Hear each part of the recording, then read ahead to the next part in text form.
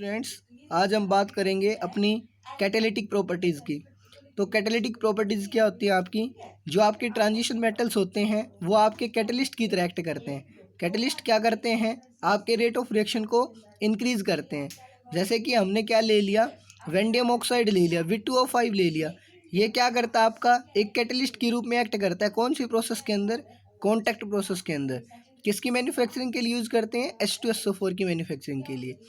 जैसे कि आपका आयरन होता है वो एक्ट करता है as a catalyst in Haber's process के अंदर for the manufacture of ammonia. ये सारे क्या आपके वेंडियम हो गया, आयरन हो गया, ये सब आपके क्या है, ट्रांजिशन मेटल्स हैं। ठीक है, तो क्वेश्चन आता है कि why D block elements act as a catalyst, कि आपके डी ब्लॉक एलिमेंट्स होते हैं वो कैटलिस्ट की तरह एक्ट क्यों करते हैं। तो इनका रीजन क्या होता है कि जो ट्रांजिशन मेटल्स होते हैं ना, उनके ऊपर क्या होता है, लार्ज सरफेस एरिया होता है। ठीक है, उनके पास लार्ज सरफेस एरिया होने की वजह से क्या होता है कि फ्री वैलेंसीज प्रेजेंट होती है उनके ऊपर। उन फ्री वैलेंसीज के अंदर क्या करते हैं कि रिएक्टेंट मॉलिक्यूल्स एडजॉर्ब हो जाते हैं। ठीक है, सरफेस एरिया बहुत ज़्यादा है कैटलिस्ट के पास, तो आपके रिएक्टेंट मॉलिक्यूल्स को रिएक्ट करने के लिए क्या मिल जाता है, फ्री स्पेस मिल जाता है, मतलब फ्री वैलेंसीज मिल जाती है, जिनके अंदर वो क्या हो जाते हैं, एडजॉर्ब हो जाते हैं। ठीक है, इस वजह से आपके जो रिएक्टेंट मॉलिक्यूल्स होते हैं उनकी कंसंट्रेशन क्या हो जाती है, इंक्रीज हो जाती है, और आपका रेट ऑफ रिएक्शन क्या हो जाता है, इंक्रीज हो जाता है।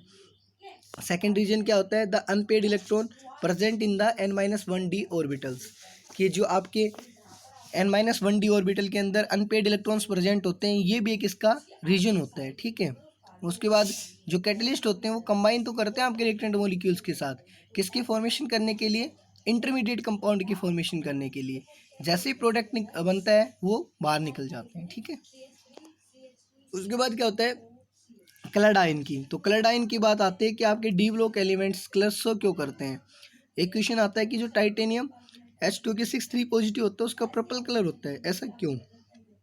तो देखिए, जो डी ब्लॉक एलिमेंट्स होते हैं उनके अंदर क्या होते हैं, वैकेंट डी ऑर्बिटल्स होते हैं।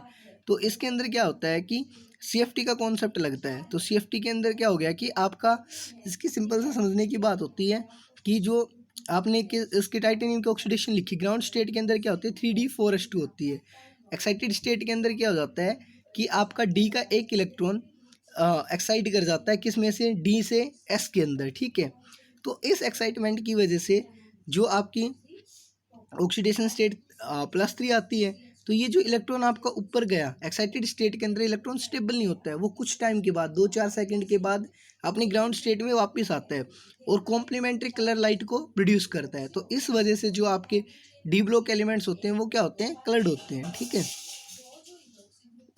उसके बाद में कहा गया कि जो टाइटेनियम H2 की 6 3 पॉजिटिव है, एक कलर वेवलेंथ काज द, ये आपका ठीक है वो डी ट्रांजिशन। तो इसको क्या बोलते हैं, जो आपकी एक्साइटेशन हुई, इलेक्ट्रॉन्स वापस आया, इसको हम बोलते हैं डी ट्रांजिशन। तो इसका रीजन क्या होता है कि कलर्ड शो क्यों करते हैं, क्योंकि उनके अंदर अनपेड इलेक्ट्रॉन्स होते हैं, जिसकी वजह से उनके अंदर क्या टेक्स प्लेस करती है, आपकी डी ट्रांजिशन टेक्स प्लेस करती है। ठीक है, उसके बाद में क्वेश्चन आता है कि zinc 2 positive salts are white, मतलब कलरलेस क्यों होते हैं जिंक वगैरह आपके। तो क्योंकि जिंक के अंदर कोई भी अनपेड इलेक्ट्रॉन नहीं होता, अनपेड इलेक्ट्रॉन नहीं होगा तो उसका एक्साइटमेंट नहीं होगा, एक्साइटमेंट नहीं होगा तो कोई कॉम्प्लीमेंट्री कलर की लाइट नहीं प्रोड्यूस होगी, और ना ही उसके अंदर मतलब इसका कोई डी ट्रांजिशन होगा।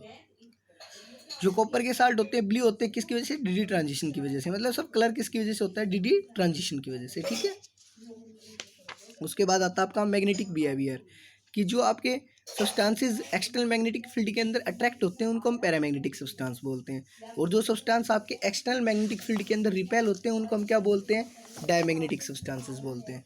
ठीक है, तो जो सब्सटेंसेस आपके स्ट्रॉन्गली अट्रैक्ट होते हैं एक्सटर्नल मैग्नेटिक फील्ड के अंदर, उनको हम क्या कहते हैं, फेरोमैग्नेटिक सब्सटेंसेस कहते हैं। ठीक है, तो ट्रांजिशन मेटल्स के पास क्या होते हैं, अनपेड इलेक्ट्रॉन्स होते हैं, और अनपेड इलेक्ट्रॉन्स की वजह से उनका कौन सा करेक्टर होता है, पैरामैग्नेटिक करेक्टर होता है। ठीक है, तो इनका मैग्नेटिक बिहेवियर क्या हो गया, आपका पैरामैग्नेटिक हो गया।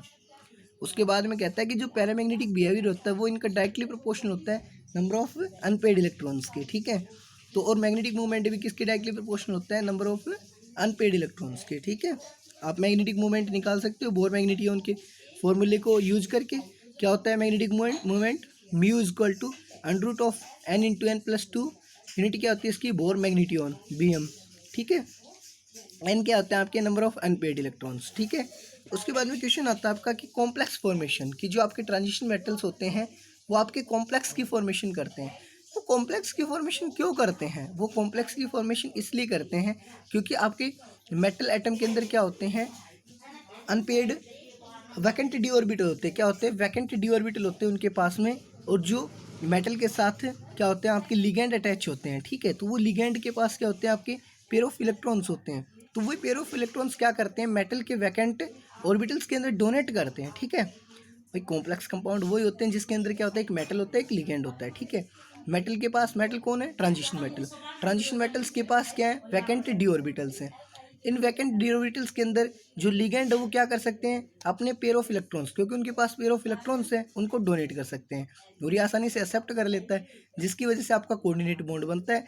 इस वजह से ये क्या करते हैं कि कॉम्प्लेक्स कंपाउंड्स की फॉर्मेशन करते हैं। तो रीजन क्या होते हैं कि इनका एक तो साइज स्मॉल होता है ट्रांजिशन मेटल्स का, और इनके अंदर वैकेंट डी ऑर्बिटल्स प्रेजेंट होते हैं। ठीक है, उसके बाद आते हैं इंटरस्टिशियल कंपाउंड्स, कि आपके जो डी ब्लॉक एलिमेंट्स होते हैं वो इंटरस्टिशियल कंपाउंड्स की फॉर्मेशन करते हैं, क्योंकि इनके अंदर क्या होता है कि इंटरस्टिशियल साइड होती है ना डी ब्लॉक एलिमेंट के अंदर, वो ऑक्यूपाइड होती है सम अदर एटम के द्वारा देन इंटरस्टिशियल कंपाउंड के द्वारा। तो इंटरस्टिशियल कंपाउंड क्या होते हैं, फॉर्म्ड होते हैं। ठीक है, उसके बाद में आते हैं आपके अलॉय की फॉर्मेशन। अलॉय फॉर्मेशन क्या होता है कि होमोजीनियस मिक्सचर होता है टू और मोर मेटल्स का। ठीक है, तो इसके अंदर क्या होता है अलॉय के अंदर, कि formation of alloy is due to the similar atomic radius of transition metals.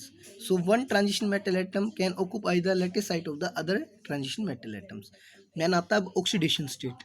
देखिए ऑक्सीडेशन स्टेट क्या होता है, जो चार्ज आता है ना आपके मेटल एटम के ऊपर, जब ये किस स्टेट में होता है, कंबाइंड स्टेट के अंदर होता है, तो उसे हम क्या कहते हैं, ऑक्सीडेशन स्टेट। जब मेटल ने क्या बनाया, कंपाउंड बनाया, कॉम्प्लेक्स बनाया, तो उस टाइम के ऊपर जो मेटल के ऊपर जो चार्ज आता है उसको हम क्या बोलते हैं, उसकी ऑक्सीडेशन स्टेट बोलते हैं। तो जो ट्रांजिशन मेटल्स होते हैं वो आपकी वेरिएबल ऑक्सीडेशन स्टेट को शो करते हैं। इनकी वेरिएबल ऑक्सीडेशन स्टेट शो करने का रीजन क्या होता है, क्योंकि इनके अंदर जो आउटर मोस्ट सेल के अंदर इलेक्ट्रॉन्स एंटर करते हैं वो आपके n-1d के अंदर और ns ऑर्बिटल्स के अंदर एंटर करते हैं।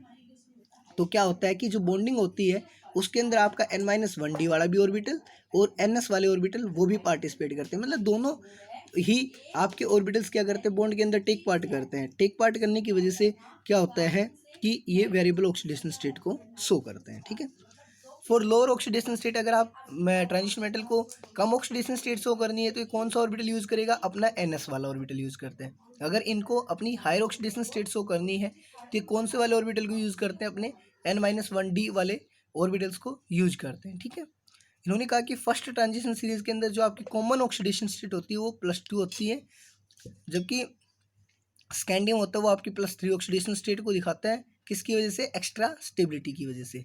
ठीक है, जैसे कि कुछ कॉम्प्लेक्सेस ले लिए, NiCO4 ले लिया, FeCO5 ले लिया, इनके अंदर हम निकल और आयरन की ऑक्सीडेशन स्टेट निकालते हैं तो कितनी मिलती है, +2 और +3 मिलती है।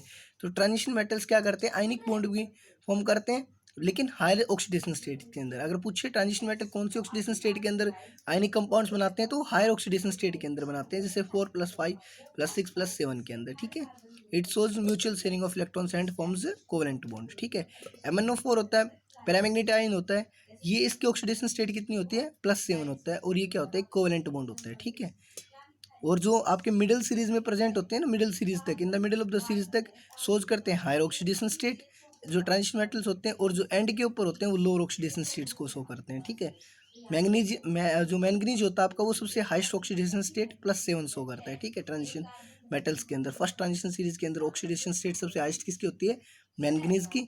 सेकंड ट्रांजिशन सीरीज के अंदर ऑस्मियम की जो +8 तक दिखाता है। ठीक है, thank you, have a nice day.